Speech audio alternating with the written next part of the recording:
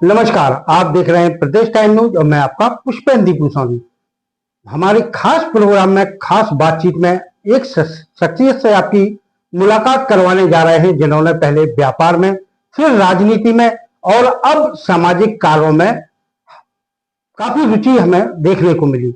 आजकल सबसे ज्यादा जीवन में अहम है नेत्र। वृद्धों की, वृद्धजनों की जो सेवा में पिछले 8 से 10 साल से मैं देख रहा हूं, सेवा में लगी हुई हैं, वो ऐसे शख्स हैं जिनसे आपकी आज मुलाकात करवाना चाहता हूं। जी महेश जी, आप बताएं कि पहले आप व्यापार में, फिर राजनीति में और अब सेवा के तौर पर वृद्धजनों की आप सहारा बने हुए हैं पिछले 8 से 10 सालों से। क्या है, मैंने देखा दीपू भाई जाके कि लोगों को बड़ी परेशानी होती थी, आंखों के नेत्र मोतियाबिंद के कारण जी लेंस नहीं डल पा रहे थे। तो 2018 के शुरुआत में मैं चित्रकूट सदगुरु सेवा आश्रम ट्रस्ट के मैं बड़े डॉक्टर से मिला। उस समय प्यासी जी हुआ करते थे जी। तो उन्होंने मुझे सलाह दी कि आप अपने नगर हरपालपुर में नेत्र शिविर का आयोजन करें, निःशुल्क नेत्र शिविर का आपको के। तो मैंने शुरुआत की और 13 अगस्त 2000 से 18 से मैंने नेत्र शिविर लगवाना शुरू कर दिया। तो लगभग आज 2025 चल रहा है, 7-8 साल में आपने लगभग कितने लोगों को नेत्र शिविर में ट्रीटमेंट करवाया हो, आंखें बनवाई है? ऐसा कोई रिकॉर्ड है कि अभी तक आपके? हाँ है, हमारे पास रिकॉर्ड है, हम रिकॉर्ड को मेंटेन करते हैं। लगभग ग्रामीण क्षेत्र और नगरीय क्षेत्र को मिलाकर लगभग 5000 लोगों को मोतियाबिंद के ऑपरेशन करवा के निःशुल्क लेंस डलवाए और उनको बाकायदा चित्रकूट भेज के वापस वहां आते हैं हरपालपुर में, और उन्हें अपने गंतव्य स्थान पर पहुंचाने का भी मैं कार्य करता हूं।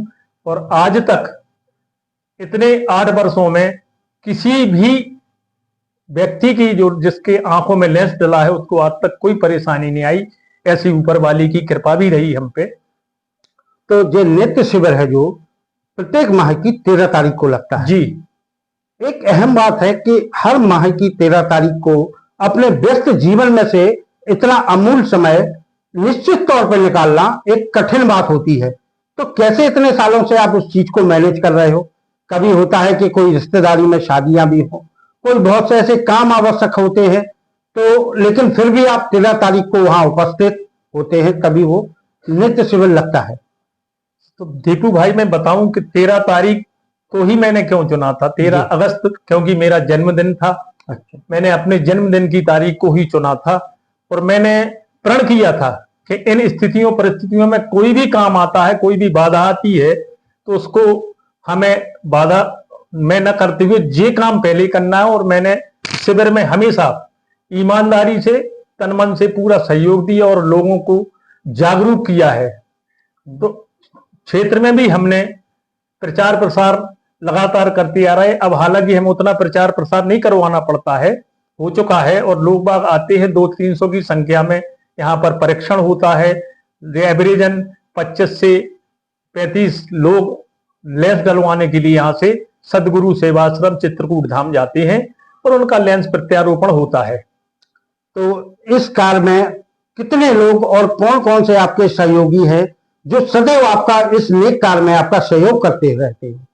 बहुत अच्छी बात है। हमारे पास सबसे शुरुआत में कैलाश वर्मा आरक है, एक लड़का जो बिल्कुल ईमानदारी से, तन मन से शुरू से ही हमारा सहयोग करता आ रहा है। हर 13 तारीख को 9 बजे से उपस्थित होकर, किसी से पहले हमारे पास नहीं थे लोग, तो क्या है, नंबर रजिस्ट्रेशन करवाना पड़ता है मरीजों का। रजिस्ट्रेशन की पर्ची भरी जाती है। फिर उसके बाद हमारे पास 2-3 वर्षों के बाद हमारे नगर के प्रतिष्ठित व्यक्ति हैं नन्ना सोनी और सिया शरण भुर्जी जी। इन्होंने हमारा लगातार 5 वर्ष से ये लोग रजिस्ट्रेशन करवाने में अहम और महती भूमिका निभाते हैं और आने वाली टीम को उनके भोजन व्यवस्था और अन्य व्यवस्थाओं का पूरा काम देखते हैं और हम हमारा सहयोग करते हैं। उनका तो हम बहुत ही आभार मानते हैं। उनको, उनमें भी लगन है, सेवा भाव का भाव है, इसलिए वो करते हैं, प्रेरणा है उनको। तो कभी कोई ऐसी घटना घटी हो जिस ऐसे लोग हों कि जो कि खाने को मोहताज हो, जिनकी आंखों का आप तारा बने हो? कहीं ऐसा कोई वाकया जो आप कभी ना भूल पाए? हाँ, एक बार हमारे पास के गांव में है मवैया। जी। वहां पर एक ऐसी महिला थी जिसके ना तो पुत्र थे ना पुत्रियां थी। जी। वहां के सरपंच के द्वारा मुझे बताया गया कि भैया ऐसी ऐसी और उसको दिखना बंद हो गया है। जी। तो हमें हमारे संस्थान के जो सहयोगी दल यहाँ आता है, डॉक्टरों की टीम आती है, हमने उनसे बात की और उनको वाहन के द्वारा गांव ले गए और उस महिला का मोतियाबंद का परीक्षण करवाया। तो उन्होंने कहा भैया इसकी दोनों आंख में लेंस डलना है, एक साथ लेंस नहीं कर सकते हैं, और एक बार में एक लेंस डलवा दो, उसको दिखने लगेगा तो अगली बार में दूसरा लेंस डल जाएगा। हमने उस महिला को प्रेरित किया, उस बोली भैया हम कैसे, हमने आपको क्या करना है?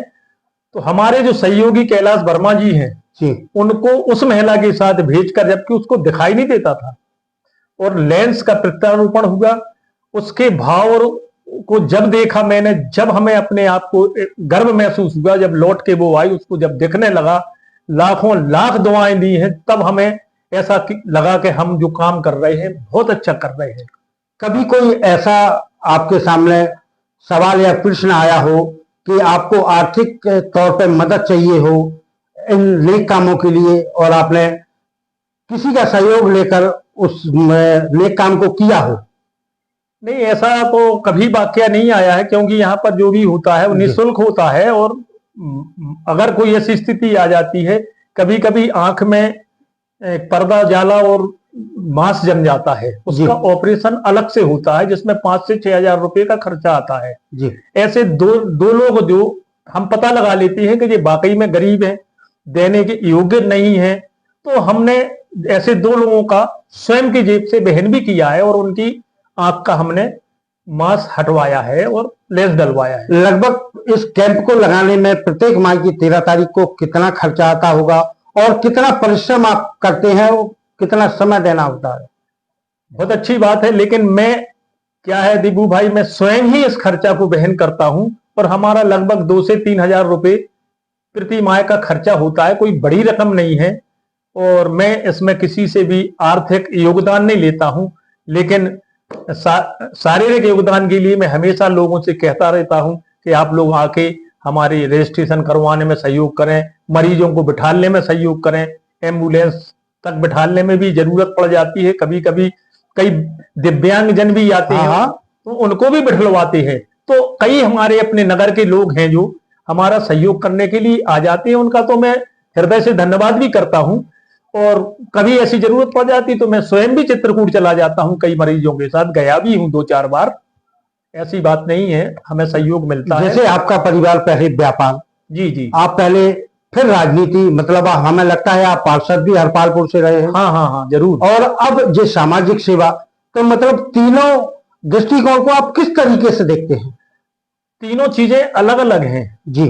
व्यापार स्वयं परिवार के जीवोपार्जन के लिए है, और राजनीति भी एक सेवा भाव का माध्यम था, इसलिए हमने, पार्टी ने हमें टिकट दिया था और हमने पार्षद का चुनाव लड़ा था, मेरी पत्नी के ने लड़ा था चुनाव। हाँ हाँ। और वो पार्षद बनी जी।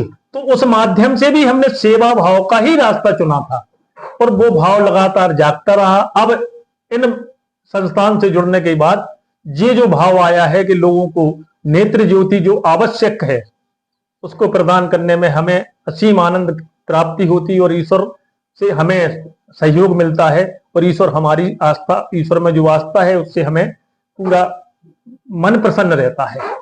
तो जी महेश जी, प्रदेश टाइम न्यूज में आने के लिए आपका बहुत बहुत धन्यवाद।